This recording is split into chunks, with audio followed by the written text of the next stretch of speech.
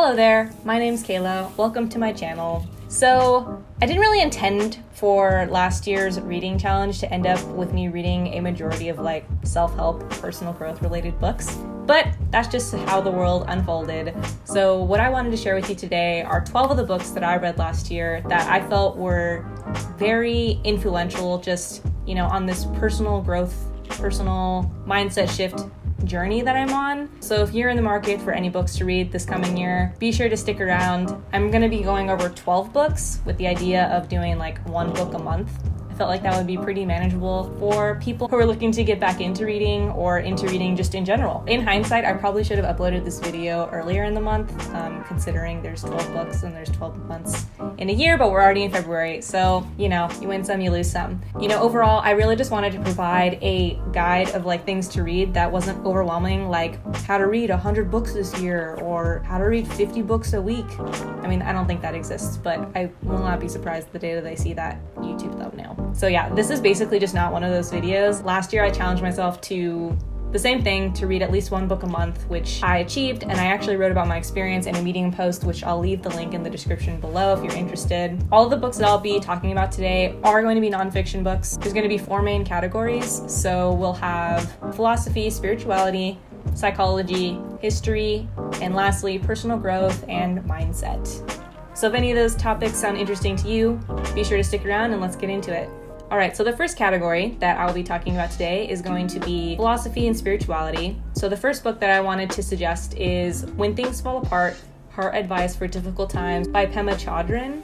Chodron is an American Tibetan Buddhist, and so this book here really does rely on a lot of Buddhist teachings. The premise of the book is encouraging individuals to not run away from the things that they're scared of, but rather to sort of move towards our fears and move towards the things that make us uncomfortable or scared in order to sort of open up our hearts and just to live a more fulfilling life. And, even though the underlying principles are Buddhist teachings, the concepts and the suggestions that Chodron lays out in the novel are really applicable to anyone who's ever experienced heartache or pain or suffering, which is literally any single person watching this right now. It's a really short read, really easily digestible. The second book that I would suggest within philosophy and spirituality is going to be Meditation for Fidgety Skeptics by Dan Harris and Jeff Warren. So obviously this book is about meditation. I really enjoyed how the authors took common excuses that people make to not meditate, either I can't sit still, or I don't have time, or what will people think of me? And basically goes through case studies of real people with real jobs and real things to do in life, and shows the ways that meditation helped them in their lives, or different strategies to integrate it into your daily routine or weekly routine. It doesn't even need to be daily. One thing I took away from this book is that meditation doesn't need to be 30 minutes of sitting there. It can be as little as 1 minute. So if you're the type of person who's always wanted to try meditation but find yourself making excuses, or if you're just curious about it in general, I definitely recommend this book. The last book that I have in this category is going to be Meditations by Marcus Aurelius. So it's not related to meditation practice. Little short history lesson for those who may not know, but Marcus Aurelius was a Roman emperor in the 2nd century AD, and he was a staunch follower of the Stoic philosophy, which after I read this book, I wrote a post about it on Medium, which I will actually also link below if you're interested in that. But basically, Meditations is Marcus Aurelius constantly reminding himself of basic Stoic principles. Actually, when I was reading the introduction of the book, I found out that researchers have basically deduced that Meditations was not written for a public audience. It was the emperor's personal journal. With that in mind, it is not written as your typical book. So there's really small sections.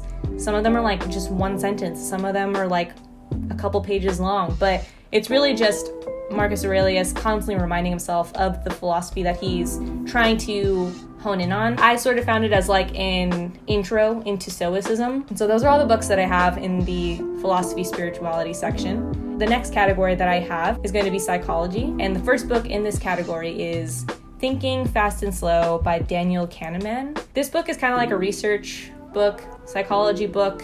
It's a little dense, but the author does a decent job of taking kind of these complex ideas and decision-making processes that our minds go through into a more readable, comprehensible fashion. And the premise of the book is that there are two sides of the brain with regards to decision making. So there's the fast acting side of the brain and the slow acting side of the brain. What was really eye-opening to me while reading this book is just how many decisions we make based off of like automatic functionings of our mind, which is like a little alarming in some respects, but knowing that these things happen actually, I feel, gives a little bit more power to the people in the sense of being aware of some of the automatic preferences that your mind has. And it really helped me reflect on like why I make certain decisions and, you know, how to combat this like kind of like autopilot that our minds are sometimes on. And I find it to be a powerful skill, this like mindfulness aspect, for anyone to adopt. So would highly recommend if you're kind of just interested in how your brain works, but more specifically with regards to decision making. And the next book, and the only other book I have in this category, is Why We Sleep by Matthew Walker. And honestly, this is going to sound very dramatic, but if you read any book of this whole list, I would suggest this one. You know those people who like brag about, oh, I only got like 3 hours of sleep last night. Oh, I pulled an all-nighter. Wow, my lighting's like going crazy. There's some clouds out there. Yeah, this book's gonna give you all the reasons to not be jealous of those people. Not to like give too much away of the book, but the basic premise is that sleep is essential for your health, for, you know, your capacity to perform at your best, whether that be in your job or, you know, creative output, and even just like your decision making. Like less sleep, you make poorer choices. And, you know, the book also goes into some of the more detrimental aspects of not getting enough sleep as it relates to like diseases and mental illnesses that you can develop when you're not getting your proper shut-eye, but also, you know, overall the benefits. There's also a section about dreams, which who doesn't love dreams? The book is sort of like a research book, but very, very easily digestible. Matthew Walker does a really good job of taking the really, you know, complex terminology and processes of our mind into something that's easily understandable through the use of like analogies and things like that. So again, if you read any book, I recommend this one because it is beneficial for your overall health, getting sleep.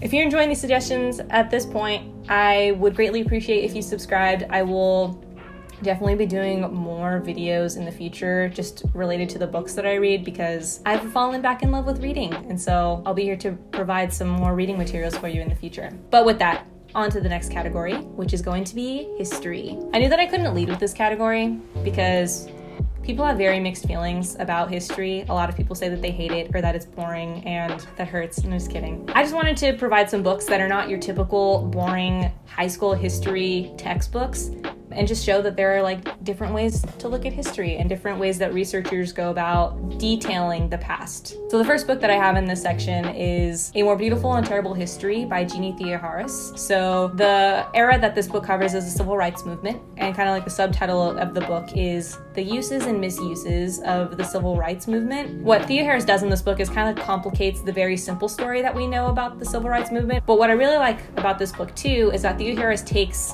sort of like the similarities that you can see with the civil rights movement and our modern day equivalents, which you could consider like Black Lives Matter, or even just the ways that American media demonizes people of color. And I think that that's the real value of history, is showing these like parallels. So, you know, if you're interested in the civil rights movement and, you know, also just curious about how that era relates to the things that we're going through today, highly recommend A More Beautiful and Terrible History. The next book that I have in the history section is Sapiens, A Brief History of Humankind by Yuval Noah Harari. This book falls into a category that's called Big History, which Big History is basically when a historian will go from the beginning of times, like the Big Bang Theory, to the present, focusing in on a particular issue.